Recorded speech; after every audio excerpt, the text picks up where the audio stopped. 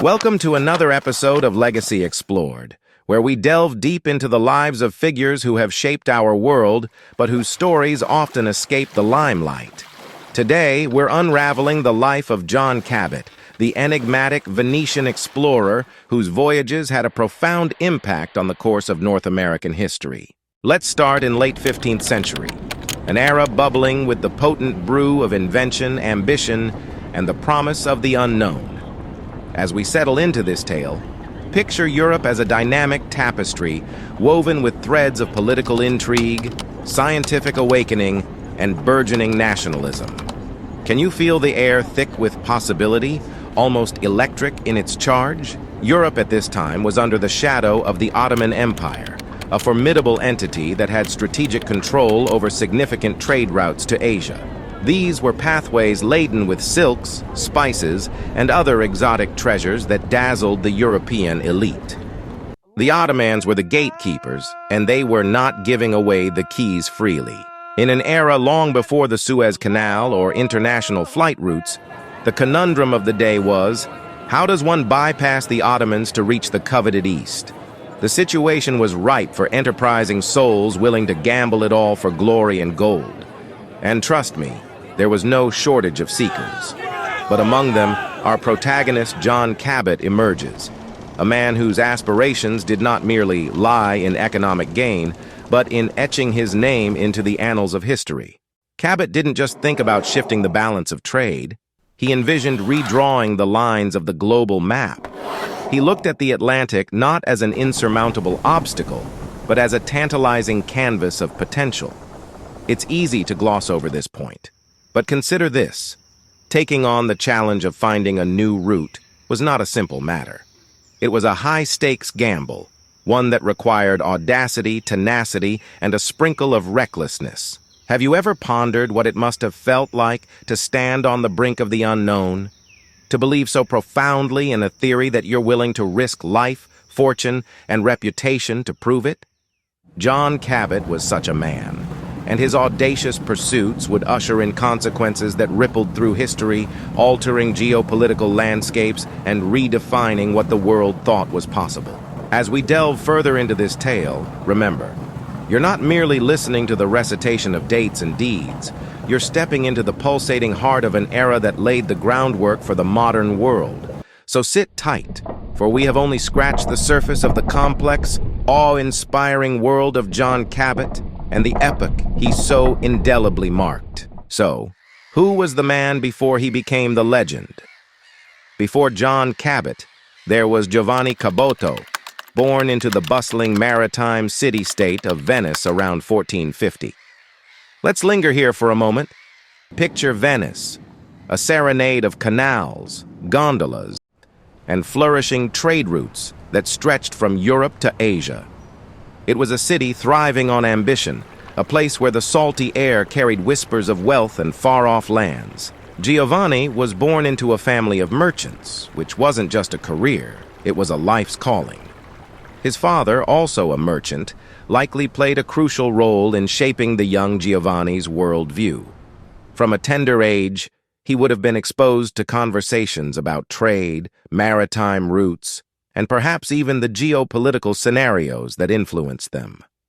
Imagine him as a young boy, gazing out at the Venetian lagoon, dreaming not just of what lay beyond the horizon, but also how to get there. The early life of Giovanni Caboto was not just influenced by his immediate family, but also by the city he called home. Venice was more than a city. It was an idea, a beacon of what was possible in the realm of exploration and trade. The grandeur of St. Mark's Basilica, the buzz of the Rialto market, the vibrant port filled with goods from around the known world. All of these would have been Giovanni's daily sights, the backdrop against which his aspirations took shape. Can you grasp how this rich Venetian tapestry would have fueled Giovanni's imagination? Venice had a culture that prized innovation and audacity, and it was here that Giovanni received his education, both formally and informally. We can only speculate, But it's not hard to imagine that his youthful years were filled with an array of learning experiences, from studying Latin and cartography to perhaps even joining his father on minor trade expeditions. Each experience, each nugget of knowledge was a building block, constructing the man who would later reinvent himself as John Cabot, the daring explorer of new worlds. It's essential to realize that Giovanni didn't grow into John Cabot in a vacuum. His transformation was the product of an environment that celebrated the very qualities he came to embody: ambition, audacity, and the willingness to question the accepted norms. And so, our journey into understanding Cabot must acknowledge this foundational chapter, for it was Venice that gave him the tools and the dreams that would set him on a course to alter history. As we turn the page on Giovanni Caboto's Venetian upbringing, a new chapter beckons, one that sees him crossing turbulent waters, both literal and metaphorical, to land on English soil. But why?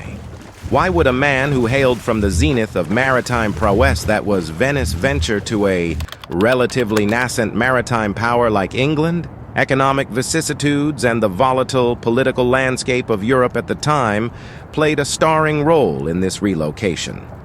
Spain and Portugal were the reigning titans of the maritime world, their explorations backed by regal coffers and papal blessings. England, eager to throw its hat into the ring, needed explorers, navigators, men of vision who could tip the scales. And who better than Giovanni Caboto, who by now had rechristened himself as John Cabot, the anglicized identity that better suited his newfound ambitions. By 1495, Cabot found himself amidst the Tudor architecture and burgeoning maritime ambitions of England, and he didn't have to wait long to catch the attention of those who mattered. Soon he secured a royal commission from none other than King Henry VII. Now, this wasn't just any commission. It was laden with peculiarities that speak volumes about the era's hunger for global prominence. Have you ever considered the nuances of a royal commission in the 15th century? This wasn't a simple nod of approval, but an elaborate contractual agreement with very specific terms. Most intriguing among these was the stipulation that all discovered lands would become English territories, and Cabot himself would be the governor of any newfound lands, with the liberty to levy and collect taxes. Think about that for a moment. An explorer not only sanctioned to discover, but to govern. This was no mere exploratory venture. It was a bid for empire building. Equally intriguing was the no cure, no pay clause, meaning Cabot wouldn't be compensated unless the expedition bore fruit. The stakes were high, and the rewards potentially monumental.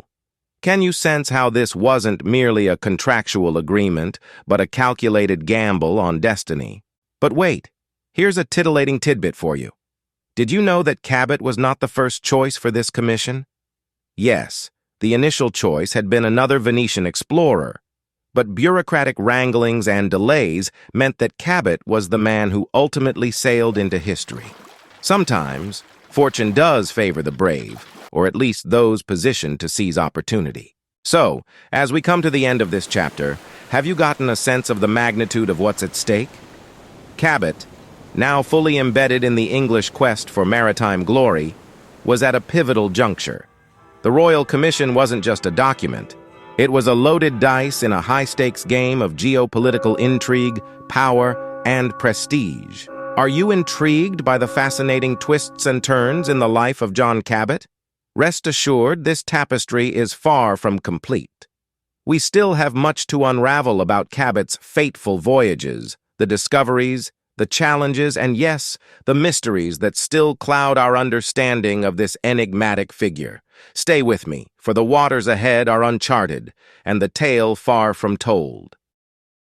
1497, a year indelibly inked in the annals of exploration. This is the year that saw John Cabot, armed with a royal commission and a lifetime of preparation, embark on a journey that would leave an indelible imprint on human history.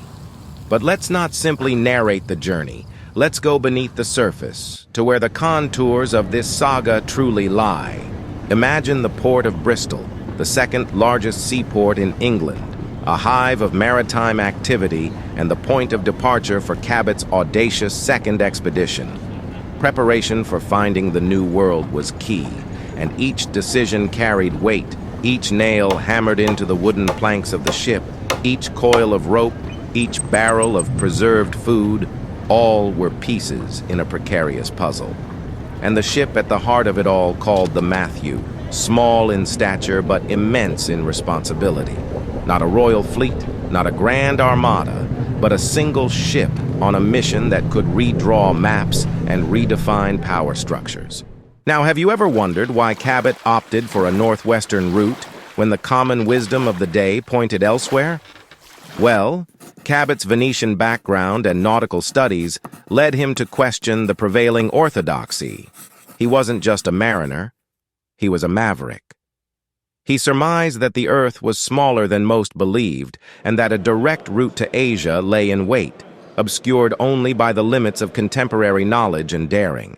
So, what lay ahead as the Matthew cut through the Atlantic waves? A landfall, yes, but not the eastern spices and silk that Cabot had envisioned. He found himself in Newfoundland, present-day Canada. But hold on. Have you heard of the mysterious island Cabot claimed to have discovered? An island said to be replete with resources like timber and rivers teeming with fish, an El Dorado of the North, if you will. Here's where we descend into an oft-neglected subplot of this grand narrative. Cabot made mention of an island, a place of abundant natural wealth, a potential treasure trove that could have altered the economic balance of the old world. Was it Newfoundland? Or was it a different location entirely, lost to history? There are conflicting accounts, some referring to it as Isola de Cavo, a nebulous land that intrigued and confounded scholars and explorers alike for decades to come. Not only did Cabot claim this island for England, but he also seemed to believe it was teeming with resources that could enrich the English crown. Yet, for all its tantalizing prospects, this mysterious island remains one of the great enigmas in Cabot's life, a chapter that opens more questions than it answers. Intrigued? You should be. Our journey through the life and legacy of John Cabot is about to delve into even murkier waters, filled with uncertainties, enduring debates, and yes, controversies that challenge the very edifice of what we know or think we know about this trailblazing explorer. Shall we venture forth? As we reach this riveting chapter, let's first acknowledge that here lies the heart of the John Cabot mystery, an enigma that has perplexed historians, maritime experts, and the casually curious for over 5 centuries. In 1498, John Cabot embarked on a journey from which he would never return. Unlike the celebrated voyage of 1497, this expedition was not a lone endeavor. It was a fleet of 5 ships, laden with supplies and aspirations. You'd think with such a formidable fleet, the odds of disappearing would be slim. Yet, that's exactly what happened. But what could lead to the disappearance of not just one man, but the entire fleet? Let's venture into the realm of the unknown. First, let's dispel some myths. Contrary to popular belief, Cabot was not setting off on a mere exploratory mission. He was on a colonizing endeavor. Royal charters granted him the authority to lay claim to uncharted lands, and it suggested that the fleet was well supplied to establish settlements. Can you fathom the scale of ambition here? Now, on to the theories, and oh, there are plenty. Was it a fatal navigational error that led them astray? Maritime navigation in the 15th century was far from an exact science, and Cabot was exploring routes previously untrodden by European mariners. Did they get lost in the vast, uncharted Atlantic? Or was it the wrath of Mother Nature, a catastrophic storm that swallowed them whole? Some historical records indicate that severe storms plagued the Atlantic around the time of Cabot's voyage.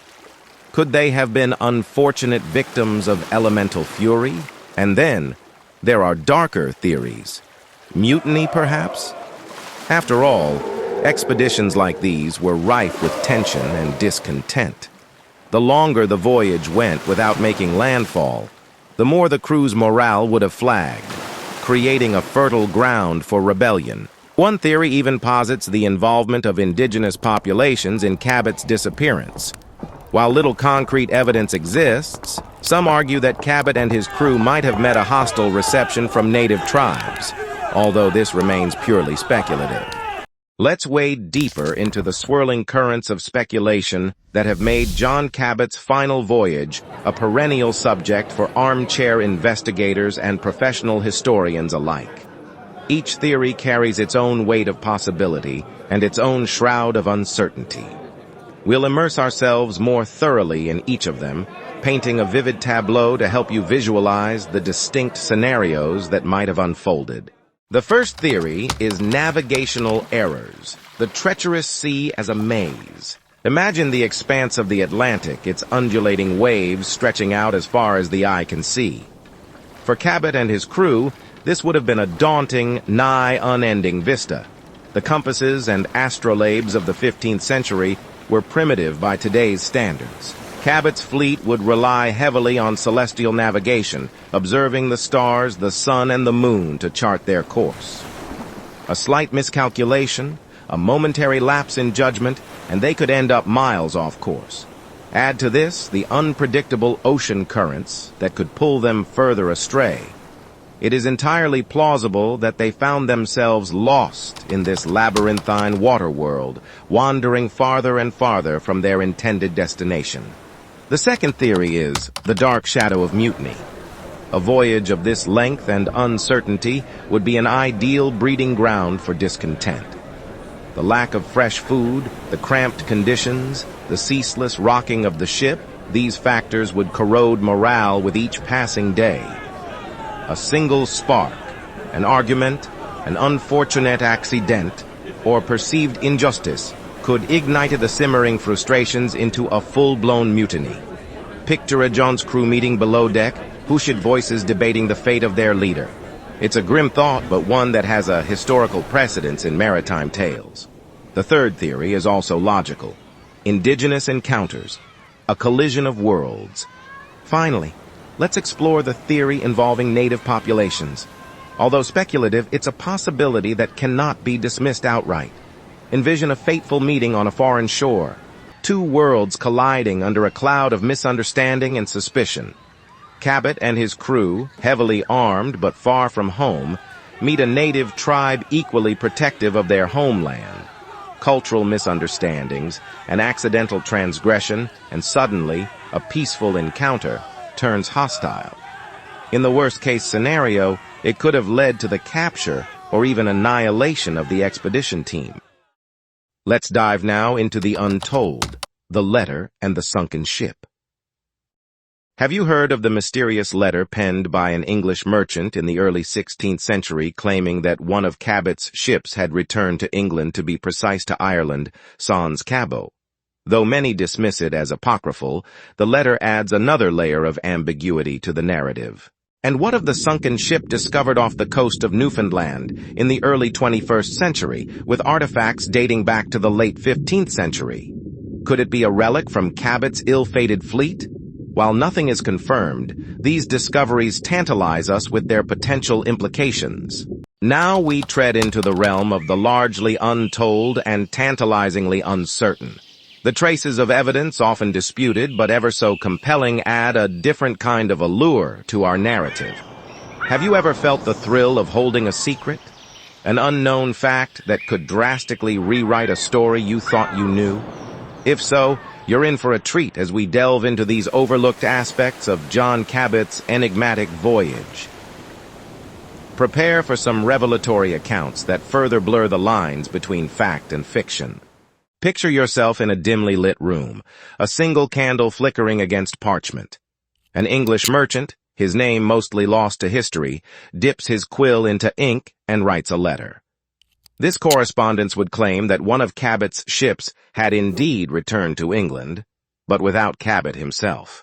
Can you imagine the gasps of the room when such a letter would have been read out loud? The ripple of shock? Although scholars today debate the veracity of this document, its very existence piques our curiosity. Was it mere hearsay? a rumor that was formalized through ink, or a genuine account that could dramatically alter our understanding of Cabot's fate? Fast forward to our present day, well, more specifically, the early 21st century.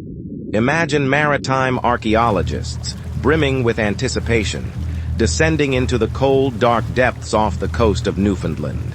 Their torchlights illuminate an eerie sight, a sunken ship with artifacts that are carbon-dated back to the late 15th century. The immediate question springs to mind. Could this be one of Cabot's lost vessels? Imagine the intricate carvings on the ship's stern, the remnants of ropes and sails, and the rusted navigational instruments, each piece a silent witness to history. While definitive proof remains elusive, the discovery tantalizes us with its possibilities. Both the mysterious merchant's letter and the sunken ship serve as enigmatic footnotes to a narrative already cloaked in mystery. They add depth, dimension, and complexity to what we think we know, compelling us to question further. As we near the conclusion of our journey through the labyrinthine story of John Cabot, one might ponder, what remains of the man and his ambitions? Is he merely a historical footnote, a man overshadowed by Columbus and other contemporaries? To answer this, let's delve into the ramifications of his explorations and how they reverberated through the corridors of history. First, let's appreciate the cartographic contributions that stemmed from Cabot's voyages. Picture old world maps, their lines redrawn and borders redefined in the light of his discoveries. Newfoundland may not have been the passage to Asia he had hoped for, but it opened the door to North American exploration. British claims to territories in the New World can trace their lineage back to this Italian explorer sailing under the English flag. Are you grasping the magnitude of this? The ripple effects are not to be underestimated.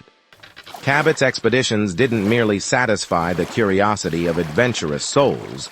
They laid the groundwork for international trade networks that would later balloon into the British Empire. Visualize ships laden with goods sailing the same waters that Cabot once navigated, but now with the benefit of more sophisticated navigational tools and a more profound understanding of geopolitical dynamics. Cabot's aspirations were, in many ways, a preamble to mercantile ambitions that would shape the world. And finally, there's the irresistible allure of the unsolved mystery surrounding his final voyage. To this day, historians, maritime archaeologists, and curious minds continue to probe for answers. Just as we have dissected theories and speculated on unknowns, the quest for the true fate of John Cabot and his final expedition remains a subject of fascination and study. Let me just add little sparkle to John's Cabot story. This man had 3 sons. One of them, called Sebastian, also became an explorer, making at least one voyage to North America. He sailed also to South America for Spain Crown to repeat the famous Ferdinand Magellan's voyage around the world. He became diverted by searching for silver in Argentina. John Cabot would be proud of his son. Our journey through the life and mysteries of John Cabot has been exhilarating, to say the least. And while we've reached the end of this particular narrative, remember that history is a tapestry continuously woven. Who knows what new discoveries might await us around the corner? But for now, let's pause here, with our minds broadened and our curiosity piqued. Please don't forget to hit that like button and subscribe for more enlightening journeys into the past. Your support goes a long way in keeping these narratives alive. Until next time, fare thee well and stay curious.